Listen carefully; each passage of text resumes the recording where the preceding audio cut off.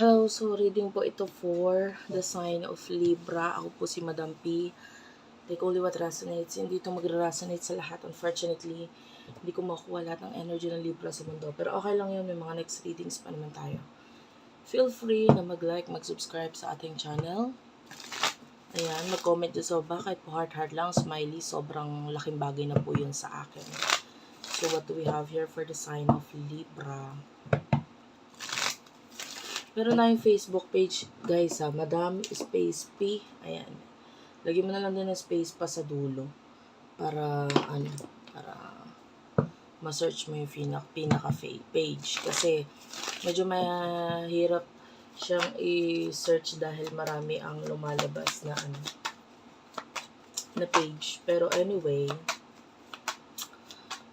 kung hindi mo ma-search talaga, lagay mo na lang hashtag Libra Philippines. Diyan ka rin pwedeng mag-inquire ng personal reading. Okay, do have here the Queen of Cups, the Queen of Wands. O, dalawang queen yan, ha? Okay, wait lang. Clarify the Queen of Cups and the Queen of Wands. Pasensyahan mo na pag nagagalaw ko yung stand ng phone. Okay, do have here the King of Cups.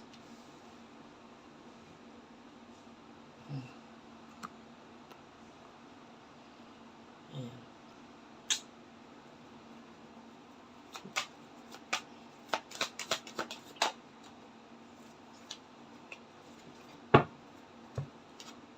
The Two of Cups. Ayusin ko lang itong ating You do have here the Ace of Wands. This could be a new person para sa iba. Yung iba naman, well, actually, whether past or new, it doesn't matter. Nakakuha tayo ng new energy dito. With the Queen of Cups, nakikita natin yung energy mo na parang you are someone na nasa high position or maybe marami ang tumitingin sa'yo as someone na mataas, magaling.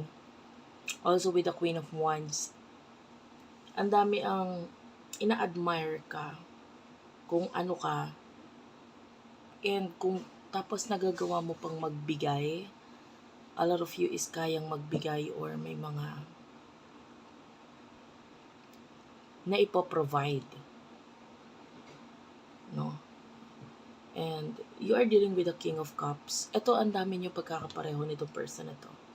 With the Two of Cups, better half or match mo talaga tong taong to eh. And with the Ace of Wands, siya yung tipong marami siyang matututunan sa'yo. And yun naman talaga yung gusto niya eh. Nagkakaroon siya ng I don't know, it feels like gusto niya yung natututo. Interested siyang may mga natututunan siya.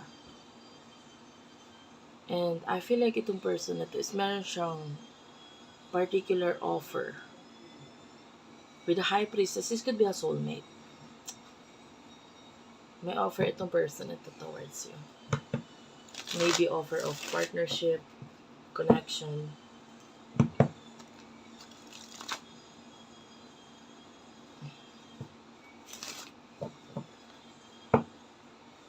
Ano yung emotion ninyo ng person mo?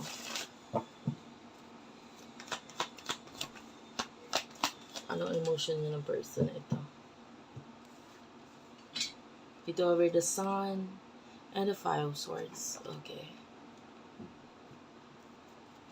How about yung person na kakonect mo?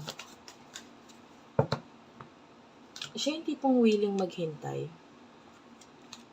Pareho kayong mataas ng connection or ka-level mo siya. Okay. So, alam ko matagal ko nang nababanggit ito. May mga times nababanggit ko ito sa mga readings. Especially sa Libra. Kasi ang Libra is yung symbol niya is a weighing scale. 'Di ba? So, si Libra, as much as possible, tinatry niyang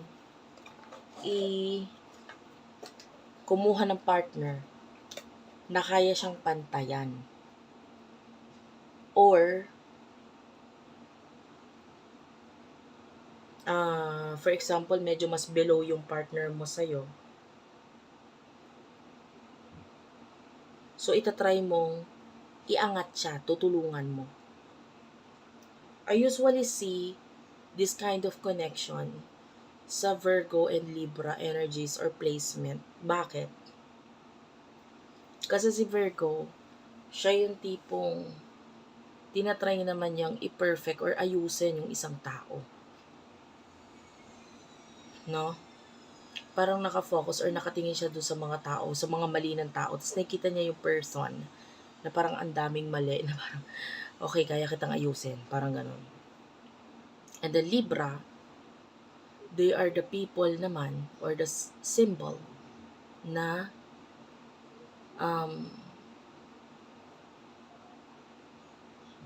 mabait. Ngayon, and parang dahil doon sa kabaitan niya na yun, itatry niyang unawain or intindihin yung isang person sa abot ng makakaya niya. Kasi ang gusto ng Libra is peace lang eh. They don't want war. So parang mostly sa Libra is hindi sila para mag-cause ng gulo sa isang relationship. Well, if you're telling me na yung person mo is si Libra, tapos si Libra yung nanloko sa akin, si Libra yung nagganto ganyan, and maybe this reading is reversal para sa'yo. Ibig sabihin, kahit sinasabi ko Libra, maaaring ikaw ito. Okay? So, pwede magkapalit-palit ang roles. Pero nakukuha ko kasi ang energy dito ni Libra. Siya yung pasensyoso sa relationship. Ngayon, I feel like there is this person who is waiting for you. Pwedeng dumating ito person na to when you're not okay, with the Five of Swords, yung pasuko ka na, pwedeng may something kang susukuan. Could be another relationship, could be career or job. And then itong person na to, sabi ko nga, ka-level mo siya eh. Pwedeng marami kayong pagkakapareho. And yung isa sa pagkakapareho ninyo is you try na ayusin yung isang person or makatulong sa kung ano man yung kinakaharap niyang problema. And this is exactly what I am talking about. Pwedeng itong person na to dumating sa'yo sa buhay mo, and then itatry mo siyang i-correct, itatry ka niyang i-correct or ayusin. Or tulungan doon sa experiences mo, especially pagdating sa kung ano man itong kinakaharap mo dito. I feel like magaling kang magtago ng mga problems or failures, ganyan. Pwedeng may mga experiences ka wherein ngumingiti ka na lang, tumatawa ka na lang, you know, try mo kaharapin.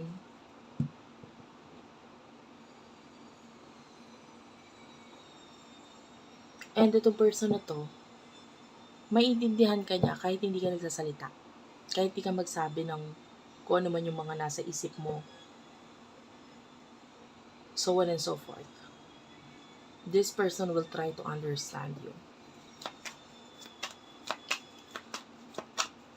So, what will happen in the near future for you?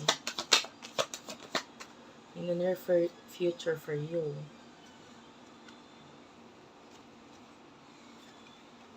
Six of Swords and the Six of Wands. Yeah.